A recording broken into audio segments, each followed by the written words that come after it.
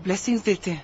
आप हमें जाने दो। मच मत कर, धोखे रखो मत। बाहर रुकने का। चल चल बाहर निकल चल। नहीं सर, इतना सब कुछ हो गया इसलिए मेरे जो लॉयर हैं शार्दुल देशपांडे, आप जानते होंगे उनको, और दिव्या कदम, वो हिंदुस्तान टुडे की रिपोर्टर सर, वो सर बुलाना पड़ा दोनों को साहब।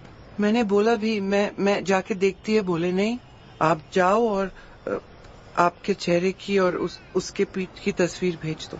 ए धमकी दे रही है तू? नहीं नहीं सर, मैं रिपोर्टर, अरे रिपोर्टर से डरता नहीं मैं। वो रिपोर्टर ना, मैं इंस्पेक्टर यहाँ का। चल। नहीं सर, वो क्या बात है कि वो देशमुख साहब हमारे पालक मंत्री, उन्होंने बोला कि आपको तो पता ही है पुलिस क्वालिटी में कितना तंग होते हैं लोग।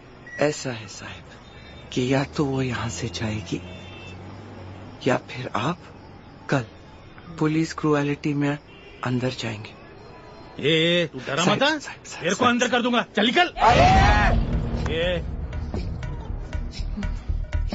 धमकी तो शुरू नहीं की मैंने अभी तक, समझ ला।